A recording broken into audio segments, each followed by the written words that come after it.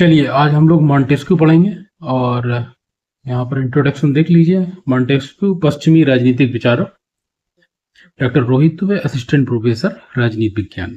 चलिए आगे का देखते हैं कि मॉन्टेस्क्यू में पहले कुछ चर्चा हो जाए, उसके बाद आगे बढ़ें। सबसे पहले बात यह है कि अभी तक हम लोग मॉन्टेस्क्यू में और हमारे कोचिंग वाले क्या पढ़ाते रहे। मॉन्टेस्क्यू की पहली किताब क्या है, स्पिरिट ऑफ लॉस। मॉन्टेस्क्यू ने कौन सा सिद्धांत दिया, शक्तिपरण का सिद्धांत, शक्ति पृथक्करण का सिद्धांत। उसके बाद हमारे कोचिंग वाले पढ़ाते रहे वो शक्ति पृथक्करण का सिद्धांत कहाँ अपनाया गया, अमेरिका में। इसके बाद मॉन्टेस्क्यू के विषय में कुछ नहीं बताया गया, कुछ भी नहीं बताया गया। चलिए देखते हैं मॉन्टेस्क्यू। पहला प्रश्न मॉन्टेस्क्यू का, पहला प्रश्न आप देखिए। पहला प्रश्न है मॉन्टेस्क्यू का जन्म कब और कहाँ हुआ था। बहुत इजी प्रश्न है।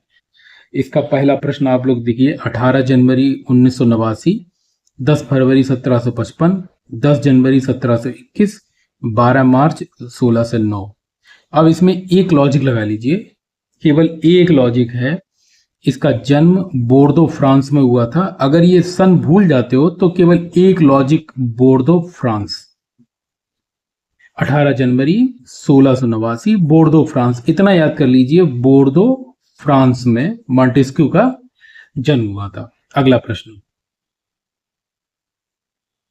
बहुत अच्छे प्रश्न है, ध्यान से देखना। मॉन्टेस्क्यू की पहली कृति और कब प्रकाशित की गई थी। पहली कृति का नाम और कब प्रकाशित की गई थी, चलिए बताइए। 1609 में द पर्शियन लेटर, 1755 में द पर्शियन लेटर, 1721 में द पर्शियन लेटर, 1712 में द पर्शियन लेटर। देखो किताब का नाम पर्शियन लेटर है, पहली कृति क्या है, द पर्शियन लेटर। कब प्रकाशित हुई थी, 1721 में। 1721 में पर्शियन लेटर, पहली कृति 1721 में पर्शियन लेटर प्रकाशित हुई थी। यहीं से आप मान लीजिए आपके महत्वपूर्ण प्रश्नों की शुरुआत होती है। प्रश्न संख्या 2 से, प्रश्न संख्या 2 से आपकी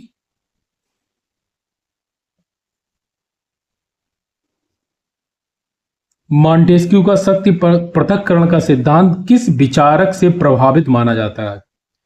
देखिए ये प्रश्न सीधा सीधा नहीं पूछा गया है, ये प्रश्न आपका घुमा के पूछा गया है। तो इसमें आपका है लॉक और प्लेटो।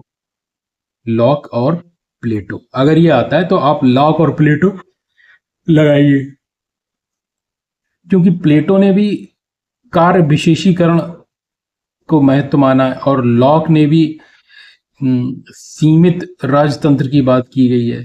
तो प्लेटो और लॉक ये दोनों ही आपके मान लिए जाएंगे, ये दोनों ही विभाजन कर रहे हैं आपका। प्लेटो कैसे करता है, उत्पादक वर्ग, सैनिक वर्ग, इस तरीके से, और संरक्षक वर्ग, इस तरीके से वो विभाजन करता है। तो चौथा आप मान लीजिए लॉक और प्लेटो, ये आपके इनसे प्रभावित माना जाता है। कहीं पर इसको स्पष्ट लिखा नहीं है लेकिन इसको ही प्रभावित माना जाता है। अगला प्रश्न, मॉन्टेस्क्यू ने 1728 में अपनी यूरोप यात्रा के दौरान किस देश की राजनीतिक संस्थाओं के संगठन और संचालन से प्रभावित होकर शक्ति पृथक्करण के सिद्धांत का निष्कर्ष प्रतिपादित किया था। बताइए, बहुत इंपॉर्टेंट है। किस देश से, ये आप इतना भूल जाइए, इतना आप भूल जाइए, 1728 आप भूल जाइए तो कहानी लिखी है। इतना याद कर लीजिए, किस देश की राजनीतिक संस्थाओं और उनके संगठन से प्रभावित होकर शक्ति पृथक्करण सिद्धांत का निष्कर्ष प्रतिपादित किया था। किस देश से निष्कर्ष, इतना याद कर लीजिए, किस देश से निष्कर्ष प्रतिपादित किया था बस। पहला है इंग्लैंड, दूसरा है स्विट्जरलैंड, फिर ऑस्ट्रिया, फ्रांस। तो पहला आंसर है इंग्लैंड से प्रभावित होकर। अगला प्रश्न,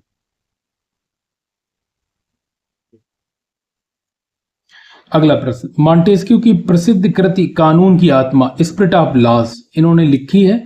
इनकी प्रसिद्ध जो किताब जो है वो स्पिरिट ऑफ लॉस है, कानून की आत्मा के संबंध में कौन सा विवरण ऐतिहासिक रूप से सत्य है। पहला है, ये ग्रंथ मॉन्टेस्क्यू के जीवन काल में अप्रकाशित रहा।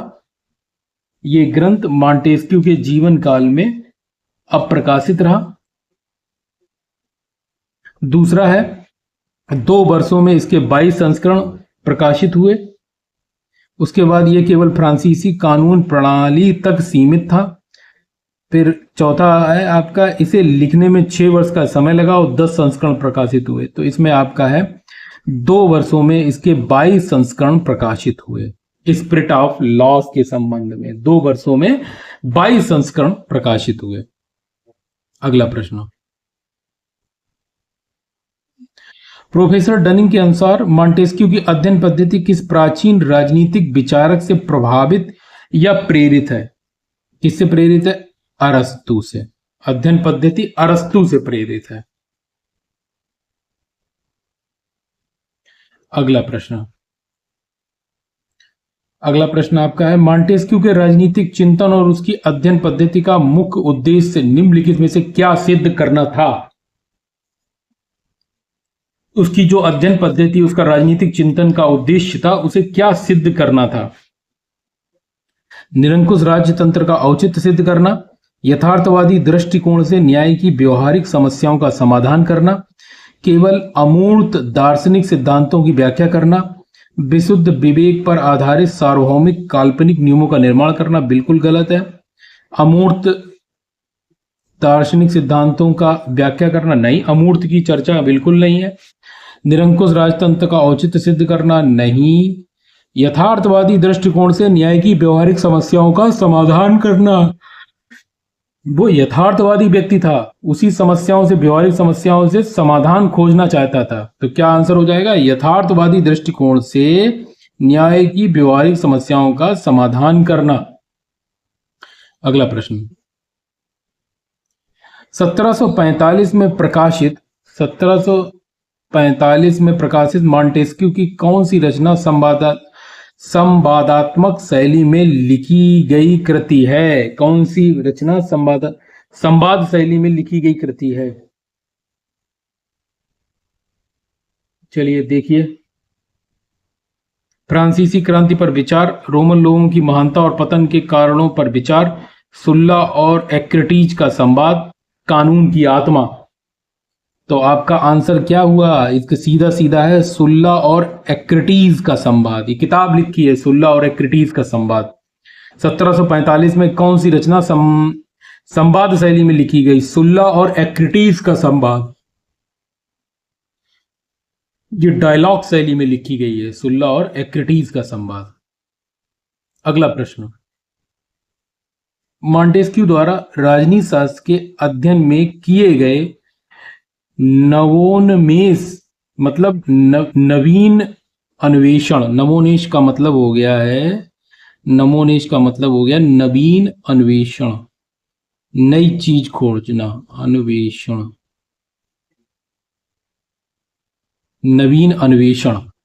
मॉन्टेस्क्यू द्वारा राजनीति शास्त्र के अध्ययन में किए गए नवीन अन्वेषण के संदर्भ में उसे 18वीं शताब्दी का अरस्तु क्यों कहा जाता है? उसे 18वीं शताब्दी का अरस्तु क्यों कहा जाता है? वैज्ञानिक, यथार्थवादी, पर्यवेक्षणात्मक और ऐतिहासिक पद्धतियों का प्रयोग, केवल प्लेटो की काल्पनिक और दार्शनिक पद्धतियों का अनुकरण, राजनीति शास्त्र को नैतिकता से पूर्णतया पृथक करने का प्रयास, राजा के दैवीय अधिकारों तथा निरंकुशता का वैधानिक समर्थन नहीं करता है। राजनीति शास्त्र को नैतिकता से पूर्ण, बिल्कुल नहीं। केवल प्लेटो की काल्पनिक, बिल्कुल नहीं।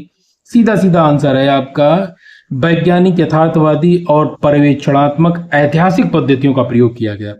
वैज्ञानिकता के साथ यथार्थवादी और पर्यवेक्षण, खुद जाकर वहां पर ऐतिहासिक चीजों का अध्ययन किया, उसके बाद उसने निष्कर्ष निकाले। अगला प्रश्न, मॉन्टेस्क्यू को समाजशास्त्री दृष्टिकोण से राजनीति शास्त्र के अध्ययन का प्रारंभकर्ता माना जाता है। इस दृष्टिकोण का मुख्य ध्येय क्या है? मॉन्टेस्क्यू को समाजशास्त्री दृष्टिकोण से राजनीति शास्त्र के अध्ययन का प्रारंभकर्ता माना जाता है, मतलब समाज शास्त्र के दृष्टिकोण से राजनीति शास्त्र के अध्ययन का प्रारंभकर्ता माना जाता है, जिसने राजनीति शास्त्र में समाज शास्त्र का समावेश किया, जिसने राजनीति शास्त्र में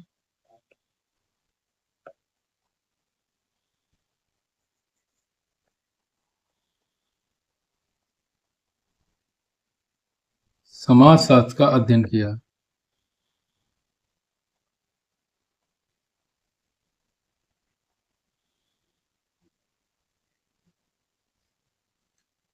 उसके क्या कारण हो सकते हैं? अंतरराष्ट्रीय संबंधों में शक्ति संतुलन के नियमों का निरूपण, राज्य की उत्पत्ति के ऐतिहासिक चरणों का संकलन, नागरिक के अधिकारों के कानूनी ढांचे का सैद्धांतिक वर्गीकरण, शासन तथा कानून का विभिन्न परिस्थितियों के संदर्भ में अध्ययन। मतलब शासन और कानून समाज में कैसी परिस्थितियों में आते हैं, समाज की परिस्थिति का बात कर रहा है यहां पर। यहां समझिए बात को, शासन और कानून कैसी सामाजिक परिस्थिति, सामाजिक परिस्थिति, तभी तो उसने राजनीति शास्त्र में समाज का अध्ययन किया, सामाजिक परिस्थिति।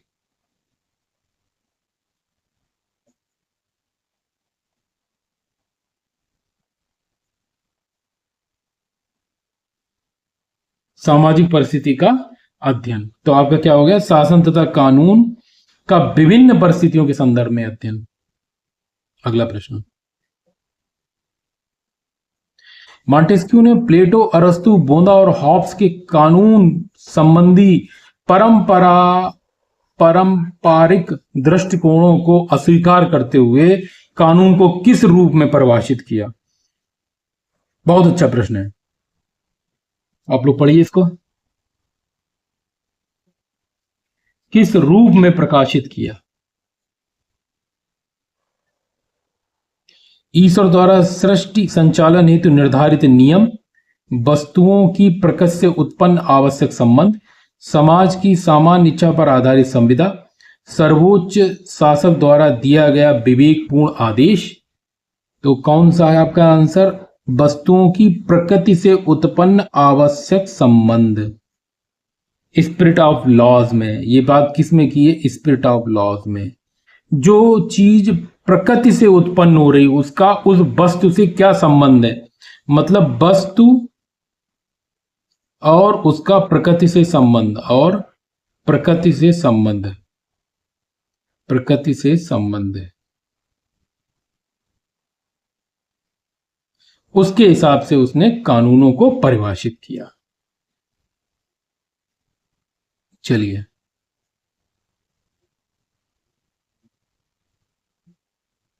मॉन्टेस्क्यू के अनुसार मनुष्य में विवेक के कारण कौन सा चौथा प्राकृतिक नियम उत्पन्न हुआ? उसने 4 प्राकृतिक नियम बताए थे, जिसमें चौथा प्राकृतिक नियम उसने कौन सी चर्चा की है? चौथे प्राकृतिक नियम की, कौन से चौथे प्राकृतिक नियम की चर्चा की है?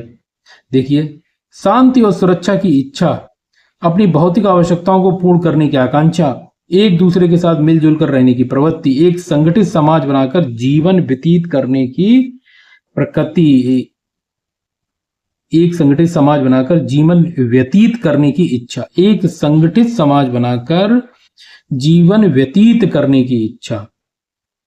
पहला नियम देखिए, अब यहां से देख लीजिए, पहला नियम जो था, पहला नियम था शांति सुरक्षा। पहला नियम शांति सुरक्षा, ठीक है। दूसरा नियम यहां लिख देते हैं, दूसरा नियम यहां लिख देते हैं। दूसरा नियम मिलजुल कर साथ रहना, मिलजुल कर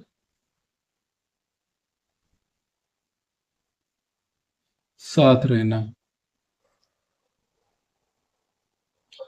तीसरा नियम जो था आपका, तीसरा नियम था, दूसरा नियम था भौतिक आवश्यकता। रुक जाओ, इसको बिगाड़ देते हैं।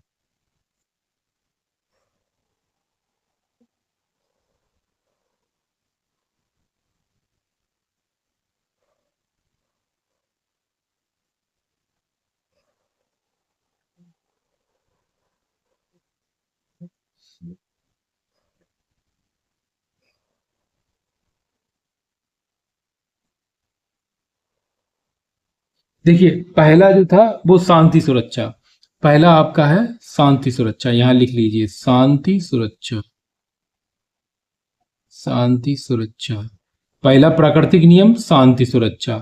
दूसरा प्राकृतिक नियम यहां पे लिख देते हैं, दूसरा प्राकृतिक नियम भौतिक आवश्यकता, दूसरा प्राकृतिक नियम भौतिक आवश्यकता, भौतिक आवश्यकता।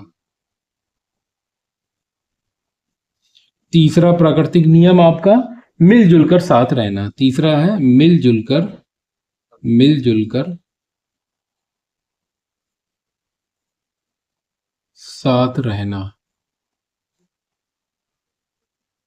चौथा है विवेक के कारण उत्पन्न संगठित समाज की इच्छा। यहां पर दिखाई दे रहा है, यहां पे लिख देते हैं। विवेक के कारण उत्पन्न, यही वाला है चौथा, यही वाला है। विवेक के कारण उत्पन्न एक संगठित समाज की इच्छा। जब विवेक आ गया तो एक संगठित समाज की इच्छा होने लगी। विवेक के कारण उत्पन्न, विवेक के कारण उत्पन्न एक संगठित समाज बनाकर जीवन यापन करने की इच्छा। ये मॉन्टेस्क्यू के विषय में इतना सब कुछ है, लोग पढ़ाते क्या है? पहला है शांति सुरक्षा, दूसरा है भौतिक आवश्यकता, तीसरा है मिलजुल कर साथ रहना, फिर विवेक आ गया, विवेक के कारण एक संगठित समाज व्यतीत करने की इच्छा। ये चार चीजें थी आपकी। अगला प्रश्न, ये कोई पढ़ाने वाला हो तब ना, तब आगे बढ़े विद्यार्थी हमारे। मॉन्टेस्क्यू के दर्शन के अनुसार प्राकृतिक अवस्था का अंत होकर सामाजिक अवस्था में प्रवेश करने के बाद भावात्मक, भावात्मक मतलब मानवकृत, मानव द्वारा निर्मित कानूनों की आवश्यकता क्यों महसूस हुई? आवश्यकता क्यों महसूस की गई, बताइए चलिए फटाफट। प्राकृतिक कानूनों का पूर्णतः अभाव होने के कारण, सामाजिक अवस्था में मनुष्य की शक्ति में वृद्धि, युद्ध और तनाव उत्पन्न होने के कारण, तीसरा है प्राकृतिक अवस्था में मनुष्य के अत्यंत हिंसक और ज्ञानी होने के कारण, फिर चौथा है अंतरराष्ट्रीय व्यापार को बढ़ावा देने के कारण। चलिए बताइए फटाफट, क्या आपको लग रहा है?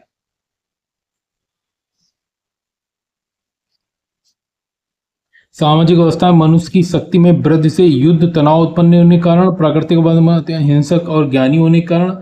आपका है प्राकृतिक सामाजिक अवस्था में, ये है आपका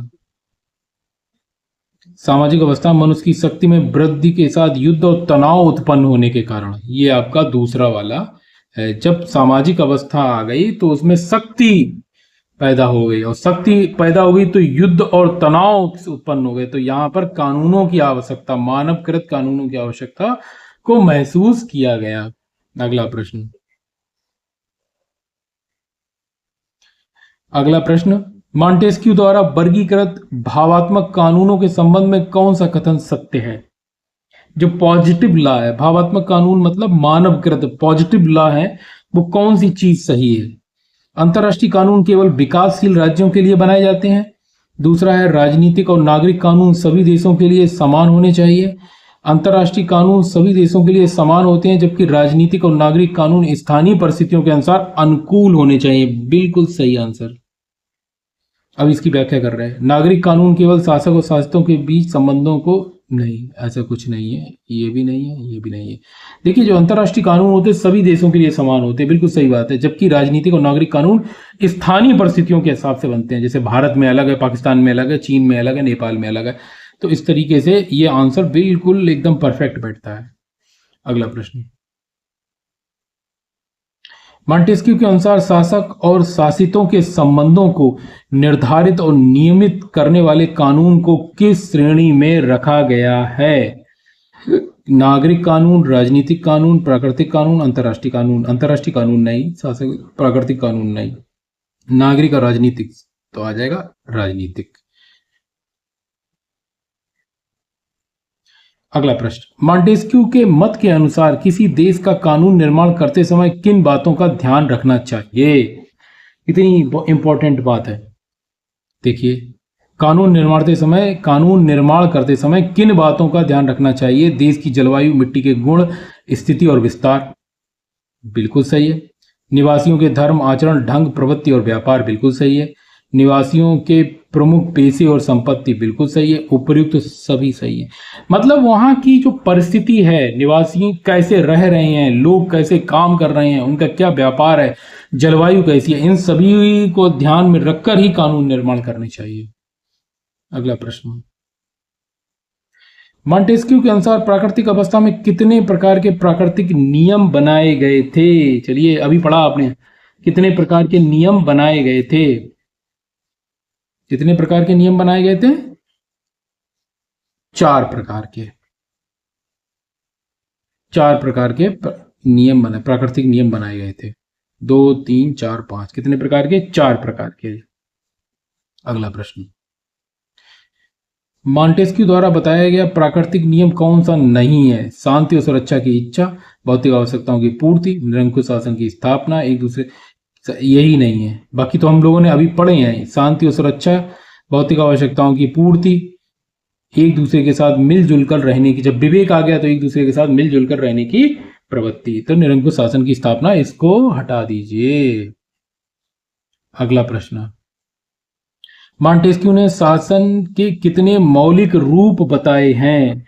मॉन्टेस्क्यू ने शासन के कितने मौलिक रूप बताए हैं? 3 बताए हैं, गणतंत्र, राजतंत्र और निरंकुश तंत्र। सीधा सीधा, गणतंत्र, राजतंत्र, निरंकुश तंत्र, गणतंत्र, राजतंत्र, निरंकुश तंत्र। अगला प्रश्न, चलिए फटाफट पढ़िए।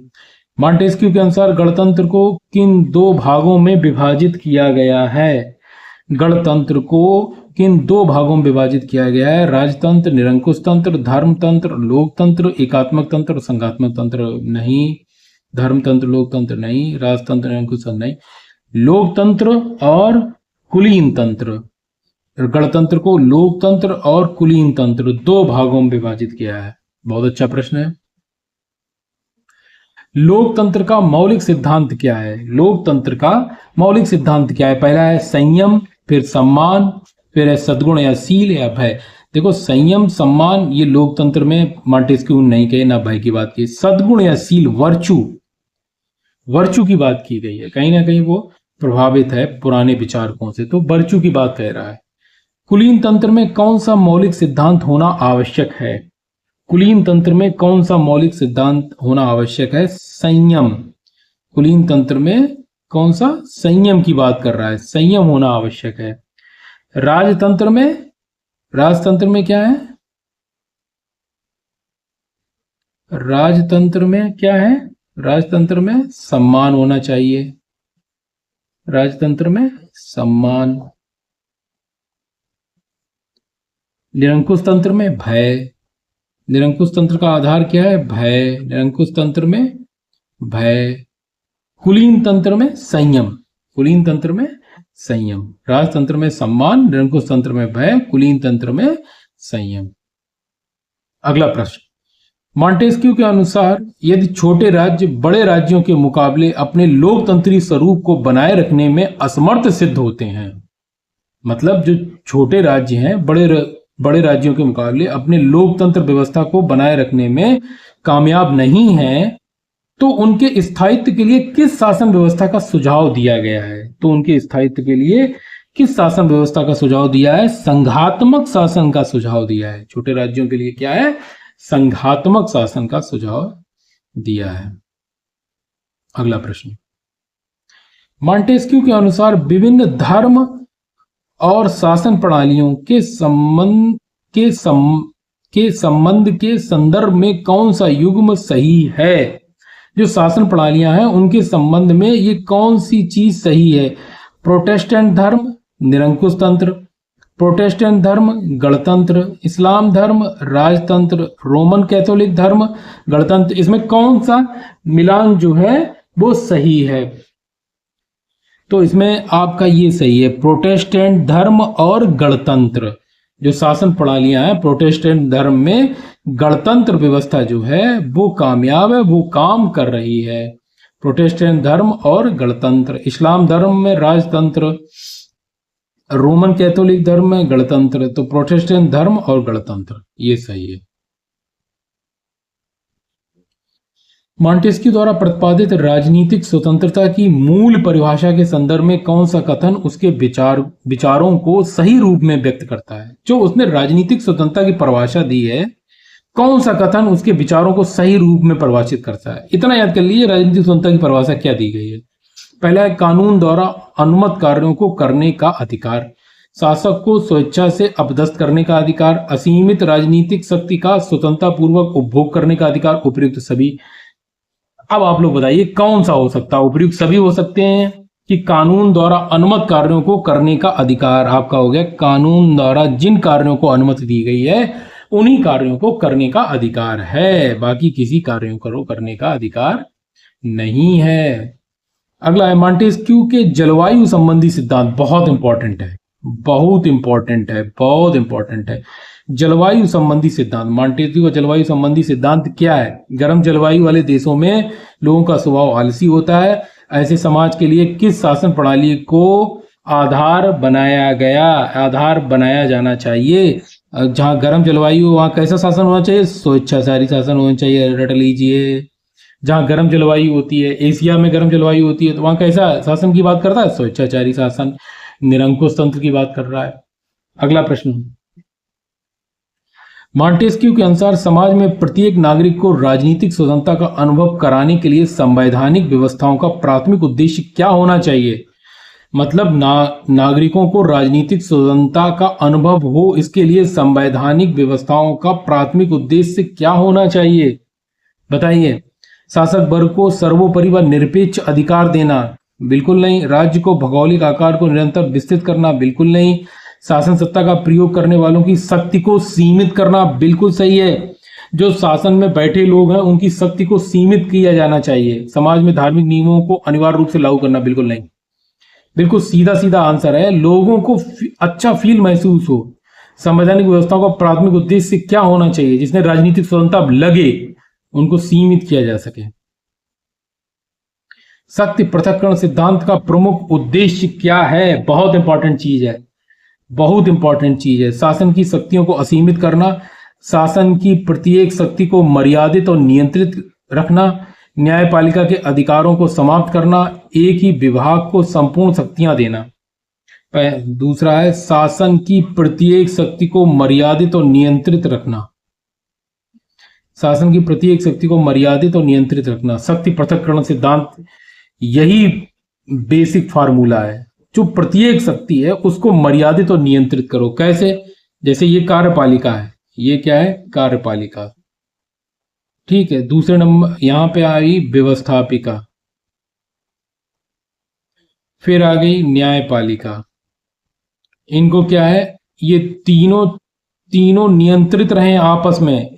ये तीनों जो है नंबर 1, नंबर 2 और नंबर 3, ये आपस में नियंत्रित रहे। कोई किसी के पास अतिरिक्त अधिकार ना पहुंच जाए, सुपर पावर ना बन जाए। ये तीनों व्यवस्थाएं जो हैं वो मिलजुल कर काम करें, सुपर पावर ना हो, मर्यादित और नियंत्रित रखना। 29, power should be a check to power. एक शक्ति दूसरी शक्ति को नियंत्रित करे, ये किसका कथन है? मॉन्टेस्क्यू का। अभी बताया था, एक शक्ति दूसरी शक्ति को नियंत्रित करे, मतलब कोई शक्ति अपने खुद में सुपर पावर ना बन जाए। आलोचकों के अनुसार सरकार की किस अवधारणा के कारण शक्ति का पूर्ण पृथक्करण संभव नहीं है? सैनिक शासन, आर्थिक विभाजन, धार्मिक निरंकुशता, आंगिक एकता। जी ऑर्गेनिक यूनिटी जो है, जो राज्य के जो सप्तांग सिद्धांत बताए हैं, स्वामी, अमात्य, जनपद, दुर्ग, कोष, दंड, मित्र, ये सभी क्या हैं? ये आपस में जुड़े हुए हैं, ये आपस में अलग नहीं किया जा सकते। तो राज्य की जो आंगिक एकता है उसके कारण शक्ति का पूर्ण पृथक्करण संभव नहीं है, ऐसा आलोचक बोलते हैं। इसको याद करना चाहो याद करो, नहीं याद करना चाहो मत याद करो। ये प्रश्न आपको फंसा देगा एग्जाम में, तो इसलिए आप इसको ज्यादा ध्यान देने की जरूरत नहीं है। ठीक, इसको यहीं पे छोड़ दो। फ्रांस में शक्ति पृथक्करण के सिद्धांत को लागू करने का प्रयास किस वर्ष किया गया है? बहुत अच्छा प्रश्न है। किस वर्ष प्रयास किया गया? 1789, 1781, 1791, 1947। फ्रांस में शक्ति पृथक्करण के सिद्धांत को लागू करने का प्रयास किस वर्ष किया गया? देखिए ये कंफ्यूज हैं हम भी इसमें, और इसमें सही चीज निकल के नहीं आई है। शक्ति पृथक्करण के सिद्धांत को लागू, ये आप इसको डाउट में लिख लीजिए, इसको डाउट में लिख लीजिए। और ये आपका जो है फर्स्ट पार्ट है यहीं तक। इसको जब दूसरा पार्ट आएगा तो इसको हम, इसमें कंफ्यूजन है, 89 है या 81 है। इसमें 89 81 में से कोई एक है। तो इसके आगे का वीडियो आपको मिलेगा, अगली बार जरूर मिलेगा, कल या परसों में आपका वीडियो ये डाल दिया जाएगा। 31 के बाद जो क्वेश्चंस होंगे उनका वीडियो डाल दिया जाएगा।